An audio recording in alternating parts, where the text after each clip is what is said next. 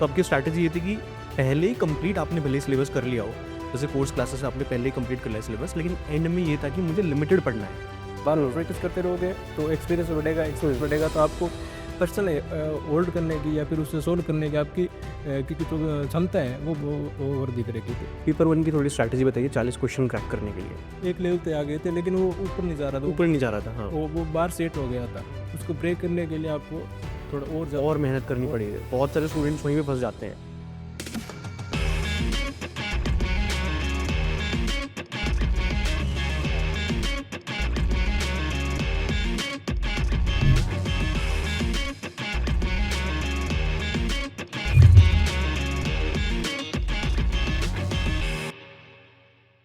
Hello everyone and welcome to test books for coaching. UGC NET दिसंबर 2025 के result out हो चुके हैं एंड बहुत सारे स्टूडेंट्स ने जेआरएफ क्वालिफाई किया है। ऐसे एक स्टूडेंट मेरे साथ मौजूद है जिनका नाम है कृष्ण और ये राजस्थान से आते हैं। इन्होंने भी दिसंबर 2025 के अंदर जेआरएफ क्वालिफाई किया है। इनसे इनकी स्ट्रैटेजी के बारे में जानेंगे, किस तरीके से उन्होंने प्रिपरेशन की, मोटिवेट किसने किया, सभी चीज़ों के बारे में। So first of all congratulation Krishna. Thank you so थोड़ा अपने बारे में बताइए, कहाँ से आप आते हैं और आपने स्कूलिंग, ग्रेजुएशन, पोस्ट ग्रेजुएशन कहाँ से किया? Okay, sir. Sir, first of all, my name is Kesi Manju, and I am from Bikaner, Rajasthan, and I done my UG and PG from Dungar College. That is also in Bikaner, and I joined textbook last year on 11 January. I remember the date, and I love Ashwin sir, and I love his videos on history. Best thing about Ashwin sir is that his directness about exam does not waste your time. His videos very helpful for your exam, and I am very nervous and कोई बात नहीं, आप आराम से normal chit-chat कीजिए। थोड़ा ये बताइए कि राजस्थान में आपने कहाँ से पढ़ाई की है? स्कूलिंग कहाँ से की है आपने? सर स्कूलिंग मैंने पहले मेरे गांव से किए, 10th तक। इसके बाद नापा सर से किए, एक कस्बा पड़ता है उसका से। और एक अजीब बात यह है कि मैंने 11th-12th तो पीसीएम से किया है, अच्छा, साइंस बैकग्राउंड के हैं, मैं भी साइंस बैकग्राउंड से ही हूँ। साइंस बैकग्राउंड से हूँ। और इसके बाद लेकिन मेरे पिताजी और मैं ना बचपन से लगातार स्टोरी करते रहते, शेयर वेयर करते रहते थे। तो फिर बैचलर्स करने के बाद फिर मैंने सोचा हिस्ट्री को परस्यू करना चाहिए, और जब हिस्ट्री को और ज़्यादा पसंद करने लगा और ज़्यादा पढ़ने लगा, तो मुझे लगा इसमें और आगे क्या कर सकते हैं। तो पता चला यूजीसी नेट एग्जाम के बारे में, जेआरएफ एग्जाम के बारे में, अश्विन सर के बारे में। तो मुझे लगा इसमें कुछ ना कुछ बढ़िया करना चाहिए। और मैं पीजी के साथ-साथ एग्ज़ाम दे रहा था और मैंने 3 बार नेट कर चुका था। हर बार 98% है, 98% है, 98% है। बहुत एग्ज़ॉस्टिंग था मेरे लिए।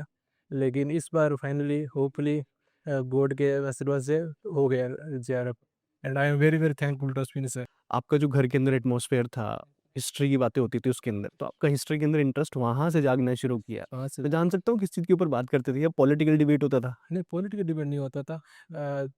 क्या है कि जो बच्चे होते हैं तो पेरेंट्स से कहते हैं कि कहानी सुनाओ, कहानी सुनाओ। हमारे पिताजी वो हिस्ट्री बहुत ज़्यादा इंटरेस्टेड रहते थे, और जो वो ना कुछ कैरेक्टर है वो बहुत ज़्यादा पसंद करते थे, जैसे महाराणा प्रताप है। इस टाइप कैरेक्टर, इस टाइप के गाने सुनते-सुनते फिर इंटरेस्ट लगने लगा, और भी तो कैरेक्टर होंगे, और भी ज़्यादा हमें एक स्टोरी सुनने को मिलेगी। तो फिर मेरा हिस्ट्री का धीरे-धीरे इंटरेस्ट, मैं बचपन से लगातार पढ़ता रहता था हिस्ट्री, जब भी टाइम मिलता था। लेकिन और इस पीजी के साथ-साथ मैंने सोचा नहीं, इसके साथ थोड़ा सीरियस भी करना चाहिए। तो कभी ऐसा हुआ है कि बहस भी होती हो किसी चीज़ को लेके, क्योंकि हिस्ट्री के अंदर बहस ना हो ऐसा हो ही नहीं सकता? नहीं, नहीं बहस होती है पर सिबलिंग्स के साथ होती है, पिताजी के साथ नहीं होती। तो मेरे को पहले थोड़ा इस विचारधारा पर था, संस्कृति की तरफ कुछ ज़्यादा था। और मेरे जो छोटा भाई है, वो अभी कर रहा है, बीटेक कर रहा है एनआईटी वाराणसी से। तो वो एकदम उदारवादी टाइप का था, लिबरल टाइप का था, तो होती थी वो थोड़ी बहुत। ठीक है, नोक-झोंक होती थी। चलिए, चलती रहनी चाहिए, वो एक माहौल अच्छा रहता है घर के अंदर भी। सो मुझे अपने बारे में बताइए कि आपने प्रिपरेशन कब से करना शुरू किया था स्पेसिफिकली यूजीसी नेट एग्जामिनेशन को लेके? वो लास्ट ईयर से किया था, जब मैंने 11 जनवरी 2025 को जब मैं टेक्स्ट बुक पोस्ट लिया था। उससे पहले मैं कैजुअल कर रहा था, फिर मैंने इसमें सीरियस करना चाहिए। उसके साथ-साथ मैंने आरपीएच एसआईटी में पिछले एग्ज़ाम दिया है, होपफुली उसमें भी हो जाए। अच्छा, वो भी रिजल्ट पेंडिंग है? हाँ, पेंडिंग है अभी। चलिए, बहुत बढ़िया, होपफुली उसमें भी हो जाएगा। तो आपने प्रिपरेशन अपनी लास्ट ईयर से करनी शुरू की थी और आपने पिछली बार नेट भी क्वालीफाई किया था, इस बार जेआरएफ हुआ है। तो आपने क्या चेंज किया इस बार? इस बार चेंज ना सर, होता क्या था कि लास्ट के जो 10-15 दिन रहते थे ना, या फिर 1 महीना मान लो आप, तो 1 महीने में होता कि हम बहुत ज़्यादा वीडियो देखते हैं, तो रिवाइज़ करने का टाइम नहीं मिलता है। हुँ। तो इस बार मैंने क्या किया, क्लासेस उतनी रखी, जैसे कि आपकी 6 बजे वाली क्लास है, वो एक वो ले ली, और या फिर जो पेपर 1 है, उसकी उसकी वो शॉर्ट नोट्स आते थे 10 मिनट वाली मिनट की, वो ले ली और उसकी स्क्रीनशॉट ले लिया, उसको नोट किया और बार-बार उसको रिवाइज़ करता रहा। हुँ, और वो जब तक मैंने ना एग्ज़ाम सेंटर नहीं घुसा ना, तब तक लगातार मैं रिवाइज़ कर रहा था। क्लासें कम की, रिवाइज़ ज़्यादा किया था। हुँ। तो आपकी स्ट्रैटेजी ये थी कि पहले ही कंप्लीट आपने भले ही सिलेबस कर लिया हो, हाँ। जैसे कोर्स क्लासेस आपने पहले ही कंप्लीट कर लिया सिलेबस, लेकिन एंड में ये था कि मुझे लिमिटेड पढ़ना है। मतलब लिमिटेड ही वीडियोज़ देखनी है, ये नहीं कि यूट्यूब पे जो भी कुछ आ जा रहा है सब हाँ। कुछ देख लो, बस लिमिटेड आपको पढ़ना है।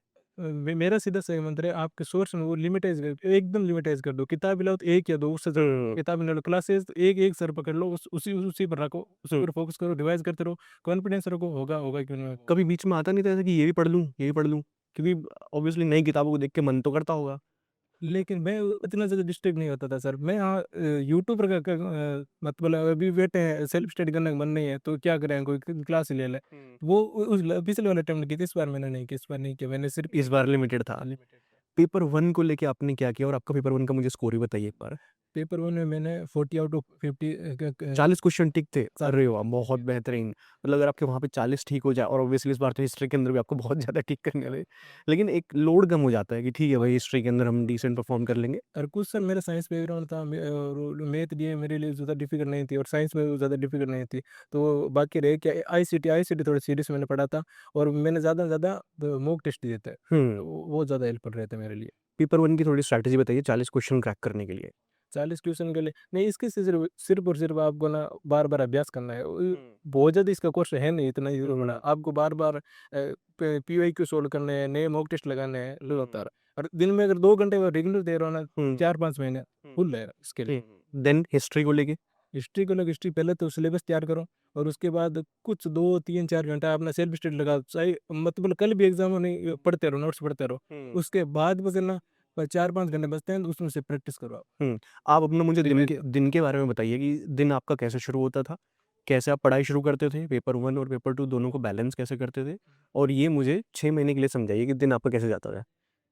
सर देख लीजिए मैं मतलब 6 बजे उठता हूँ, हुँ, तो 6 से 12 ना सुबह-सुबह थोड़ा माइंड फ्रेश रहता है, तो आप ना जितना-जितना डिटेल में पढ़ सकते हैं ना, उतना डिटेल में पढ़िए। मैं हिस्ट्री पढ़ता था सुबह-सुबह। दोपहर में बहुत कम पढ़ा जाता है, खाना खाने के बाद नींद आने लग जाती है। उसके बाद मैं थोड़ा-थोड़ा बहुत कम पढ़ता था और 6 बजे आपकी क्लास लगती थी, वो मेरे फिक्स था रूटीन था। हुँ, क्लास ली आपकी, वो जो आपके पहले की क्लास ली, हुँ, उसको रिवाइज़ किया, आज की क्लास रिवाइज़ की, इसके बाद मैं पहले पेपर के लिए प्रैक्टिस करता था हुँ। और 12 बजे मैं सो जाता था। कितना घंटा पेपर 1 को देते थे? 2 घंटा? 2 घंटा प्रैक्टिस के लिए और 1 घंटा 2-3 घंटा मान और ये डेली था कि पेपर 1 को ब्रेक नहीं करना है? नहीं, ब्रेक नहीं करना है। प्रैक्टिस भी रोज़ करनी है और नोट्स भी रिवाइज़ करते हैं। हुँ, तो वो उसका कोर्स बहुत छोटा है, तो मैंने एक एक कॉपी बना ली थी नोट्स के लिए, तो उसको मैं ना 2 दिन में रिवाइज़ कर देता था। हुँ। तो वो बहुत ज़्यादा हेल्पफुल था। और हिस्ट्री जो इतना वास्ट सिलेबस है, कभी देख के ऐसा नहीं लगा कि भाई कितना कुछ इसके अंदर जाना पड़ेगा इसके अंदर? तो कभी ऐसा नहीं फ़ील हुआ कि एग्ज़ाम पर्सपेक्टिव से क्या चीज़ इम्पोर्टेंट, क्या नहीं है, उसमें थोड़ी कन्फ्यूज़न होना? पहले अगर ना आप बिना मॉक टेस्ट के, बिना पीओए के आप जाओगे ना, तो आपके विज़न में क्लैरिटी नहीं आएगी। हुँ। लेकिन आप अगर पीओए की दोगे, मॉक टेस्ट दोगे तो आपको पता लग जाएगा। मतलब 70-80% तो आपके ना जो एक गाइड बुक ले लेना उससे आ जाएँगे। लेकिन 20-30% ऐसे आएँगे जो आपको नहीं पता होगा कहाँ से हुँ, आएँगे। वो आपको या तो जैसे आपने अज़्यूम किया हुँ, अज़्यूम का आधार पर है, तो वो आएँगे कहाँ? प्रैक्टिस के बार-बार हुँ, प्रैक्टिस करते रहोगे तो एक्सपीरियंस हुँ। बढ़ेगा तो आपको पर्सनल होल्ड करने की या फिर उससे सोल्व करने की आपकी की तो क्षमता है वो वृद्धि करेगी। तो ये इस तरह से मैंने किया था। आपका हिस्ट्री में क्या स्कोर था? इस टाइम सर 40-80 नंबर मेरे 218 नंबर है, हुँ, तो लगा लो 138 है, हुँ। 69 69 स्कोर था, जो कि काफ़ी अच्छा स्कोर माना जाता है हिस्ट्री के अंदर क्योंकि आपके 30 के करीब ही क्वेश्चन गलत थे और होपफुली सर आपका विजयनगर सक्सेसफुल हो जाए तो मेरे 5 और बढ़ जाएँगे। 5% और बढ़ जाएँगे। एक्चुअली वो आपके 75 के करीब ठीक है, अगर मैं गलत नहीं हूँ तो क्योंकि उन्होंने गलत आंसर की दी हुई है। चलिए बहुत बढ़िया 75 इस बार हाईएस्ट मुझे लगा हिस्ट्री के अंदर, बहुत बढ़िया। आप मुझे थोड़ा ये भी समझाइए कि मोटिवेशन कभी डाउन होता था? जैसे आपने कहा कि आपका पिछली बार भी नेट हुआ था, उससे पिछली बार भी नेट हुआ था, तो कभी ऐसा लगता था कि ये जेआरएफ भाई किस्मत के अंदर है ही नहीं? एक तो सर मोटिवेशन होता है या दूसरे मतलब आपको अगर इंटरेस्ट है ना कुछ चीज़ में तो टाइम लगता है तो आपको उतना फील नहीं होता। और फिर मेरे पेरेंट्स भी बहुत सपोर्टिव थे, उन्होंने कहा मतलब तू पीजी कर साथ साथ कर ले इसके। हुँ, एक बार नहीं हुआ फिर भी कहना कोई नहीं, तू 6 महीने और दे और इसके बाद अगर बढ़िया जेआरएफ हो जाएगा तो जिंदगी सेट है। हुँ। तो उसका ज़्यादा मुझे लोड नहीं था। उसको याद नहीं था कि आ जाए ये आना ही है आना क्योंकि ही है। मेहनत लगातार चल ही रही है। फिर कभी पेरेंट्स की तरफ से तो जैसे आपने बताया कि पूरा सपोर्ट था। कभी ऐसा भी हुआ कि पेरेंट्स ने जैसे आपने बोला कि लास्ट टू लास्ट टाइम दोनों बार नेट हो रहा था कि कभी उन्होंने डाउट किया हो इस चीज़ के ऊपर कि भई देख ले, कुछ और देख ले? नहीं, क्यों नहीं उनको मेरे पर कभी डाउट ही नहीं, मतलब उनको पता था कुछ तो कुछ करेगा, कुछ तो कुछ बढ़िया करेगा। ये बाहर निकलता नहीं है, और वो बाहर निकलते हैं मतलब अपने लिए खेलने के लिए या फिर इस तरह से। और ये सोशल मीडिया चलाता नहीं हूँ मैं, तो उनको पता था और टाइम के जाता कहाँ है, या तो पढ़ाई करता है या कोई वीडियो देखता है, हम्म। तो उनको ज़्यादा डाउट नहीं था। कोई आप स्ट्रैटेजी बताना चाहोगे जो नेक्स्ट अटेम्प्ट के लिए तैयारी कर रहे हैं जून 2026 के लेके कि आपको क्या करना चाहिए? कोई फ्रेशर है फिर एंड फ्रेशर के साथ-साथ कोई अगर रिपीटर है, उन दोनों के लिए आप स्ट्रैटेजी समझा दीजिए। जो नया है ना उसके लिए तो सीधा सा है कि आप ना ये अगले 2 महीने ना आपका जो कंटेंट है उसको और स्ट्रॉन्ग करो और हुँ, बार-बार पढ़ो उसको, सिलेबस को कवर करो। 1 बार नहीं 2 बार, 2 महीने में फुल दो। लास्ट के 2 महीने बचे ना तब आप मॉक टेस्ट देना शुरू करें, क्योंकि अभी आप मॉक टेस्ट देना शुरू करेंगे तो टाइम वेस्ट है, वो उसका मतलब नहीं है। लेकिन जो रिपीटर है, जो ये उनका नेट हुआ है पिछली बार, तो वो फिक्स कर लो। मैंने जैसे शाम के 6 घंटे ना वो फिक्स कर रखे थे, मतलब कुछ इन्हीं चीज़ों पीआईक्यू मॉक टेस्ट में इन्हीं में लगाना चाहिए, पेपर 1 से पेपर 2 हो। तो वो मैं उनके लिए कहूँगा, ये तो आप टाइम फिक्स कर लो प्रैक्टिस के लिए। आपका जो शुरू में स्कोर कम रहा था, धीरे-धीरे बढ़ा है वो? मतलब अगर मॉक टेस्ट की बात करूँ मैं, मॉक टेस्ट में नहीं, मेरे पहले एक एक लेवल पे आ गए थे, लेकिन वो ऊपर नहीं जा रहा था, ऊपर नहीं जा रहा था, हाँ। वो बार सेट हो गया था। उसको ब्रेक करने के लिए आपको थोड़ा और और ज़्यादा मेहनत करनी और पड़ेगी। बहुत सारे स्टूडेंट्स वहीं पे फँस जाते हैं कि ये बार ही ब्रेक नहीं हो रहा है, तो ये सोचना शुरू कर देते हैं कि भाई हमारा तो इतना ही है। लेकिन हमेशा उनको ये कॉन्फिडेंस होना चाहिए कि आप इस बार को ब्रेक करके आगे तरफ जा सकते हो, जैसे मेरे साथ कृष्णा ने किया। And many congratulations again. Last मुझे बस ये बताइए कि सबसे ज़्यादा श्रेय आप इस एग्ज़ामिनेशन में किसको देना चाहेंगे? क्योंकि आपने अपने घर का माहौल भी मुझे बताया हिस्ट्री को लेके, तो घर में किसको बताइए? नहीं, पहले पहले दिन को श्रेय देना चाहिए, वो मेरे पास ही बैठे हैं। और घर में देना चाहूँगा तो ऑफ कोर्स मेरे फादर है। तो उन्होंने मुझे बचपन से मेरी इंटरेस्ट देखा, इसके बाद और लगातार गाइड करते रहे, लगातार रहे, नहीं तुम करोगे, तुम करोगे।